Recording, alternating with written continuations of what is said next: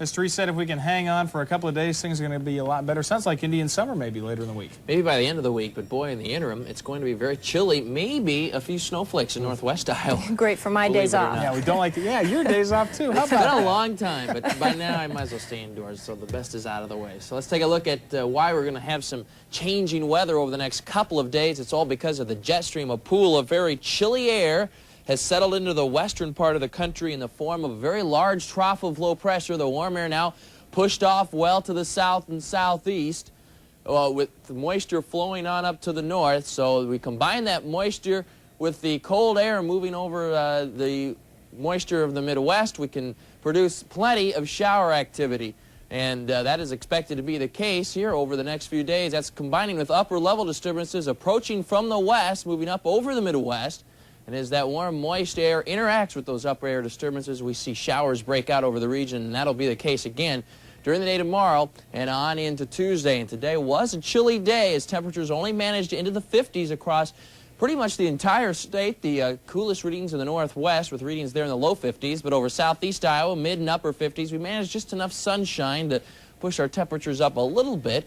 Ames at 56 degrees, Des Moines 58. We should normally be about 69 this time of year. And of course, with the cooler temperatures and the shorter days, the leaves are now beginning to turn around much of central Iowa with some of the colors there. But the next couple of weeks, boy, they should really be peaking. It'll be a beautiful sight indeed. Right now in the Des Moines area, we have skies that are cloudy. The temperature at 51 degrees. The humidity 68%. Northeasterly winds are at 9 miles per hour. The pressure 30.21 inches, and it's rising. A satellite photograph from around the Midwest. Well, this sequence begins early this morning.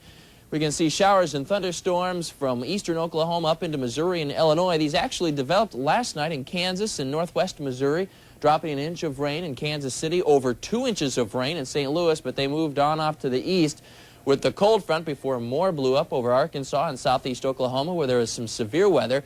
Meanwhile, there's that moisture streaming northeastward with the jet stream. Plenty of cloudiness to our west, now spreading into the state, and it looks like the next couple of days will certainly be very dreary. The snowfall, well, it's not far away over parts of South Dakota and Nebraska. Scottsbluff, Nebraska has 5 inches of snow on the ground. Cheyenne, 9 inches, and chain laws are in effect along Interstate 80 between Cheyenne and Laramie, Wyoming. So winter not all that far away from Iowa. Now, the weather map by early in the day on Monday will show rains in the Ohio Valley, also out to the west.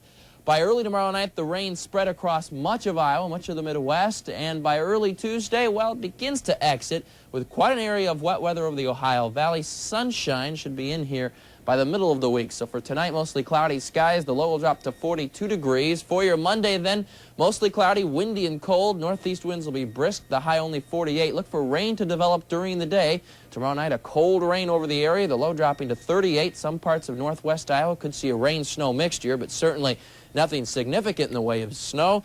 Rain should be ending during the day from west to east on Tuesday, leaving us with plenty of sunshine for the middle of the week and warmer temperatures back up into the low 70s, much more pleasant, but the next couple of days, real fall-like. Looks like, though, it's going to change as abruptly as it changed last night. That was a big change from Saturday to today. That's right. A lot of changes this time of year, pretty quick usually. All right, thanks, Mike. Viking fans have to wonder what's happened to their team. Minnesota upset again. Pat has highlights of that game and all the day's NFL action coming up. And the world champion Oakland A's looking for win number 2 in the American League Championship Series. Pat has it all when we come back. Pat joins us with sports right now, and baseball still going strong right now. Something about these pitching duels or non-pitching duels. Gotta change the that's pitcher right. after every batter. Keep changing. Here it is, 3.5 hours later, and they're still at it in ninth inning. It's an exciting game, but it looks like the A's are well on their way. Game 2 of the American League Championship Series tonight in Boston.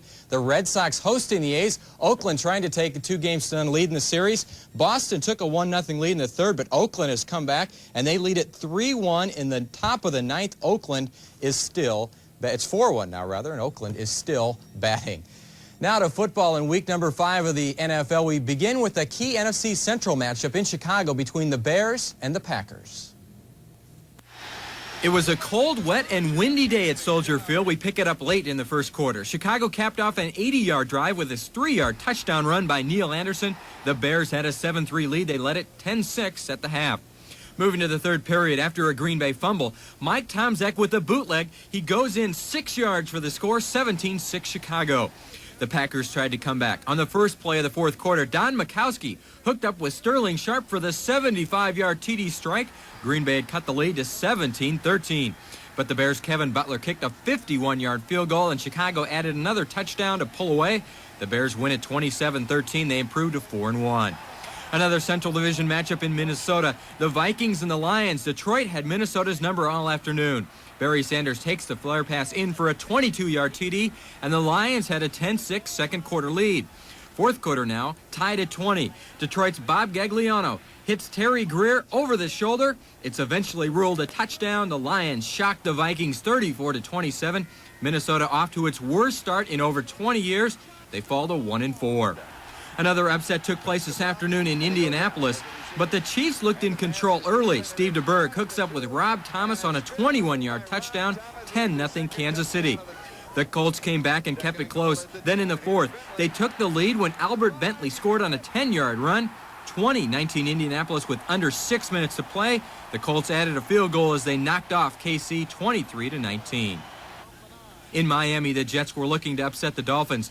New York took a 10-0 lead in the second quarter on a 10-yard pass from Ken O'Brien to Rob Moore.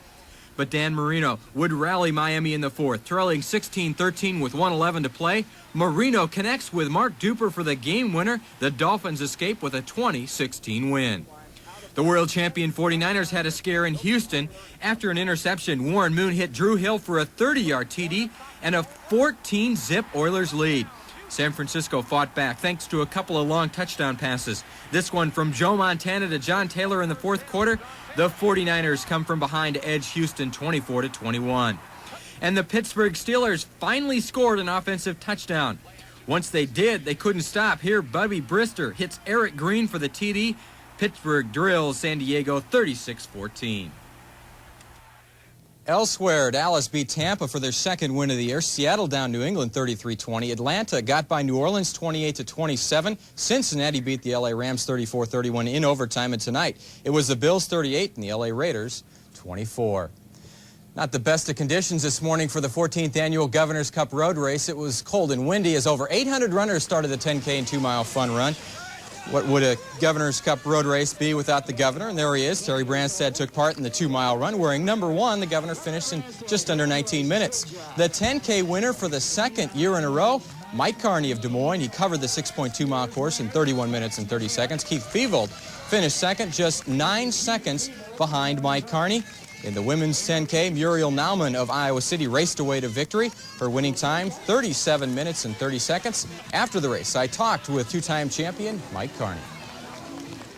I like running in the cold weather, so that didn't bother me too much. The wind was kind of a factor for a while, but only in parts of the race. Starting to make this a habit, the Governor's Cup. Well, yeah, I like the race. I've always liked the race. It's a pretty nice flat course, and it's a great time of the year. I enjoy racing in October. Governor's Cup, a great race, but trust me, it was cold this Would have morning. been better than running yesterday, though, and it was 85, 86 That's degrees. probably true. Oakland, by the way, leading 4-1 bottom of the ninth now. All right, thanks, Pat. We'll take a look at Mike's wake-up weather forecast when we come back, and Iowa National Guard members hit the pavement for a little jaunt today. We'll explain next.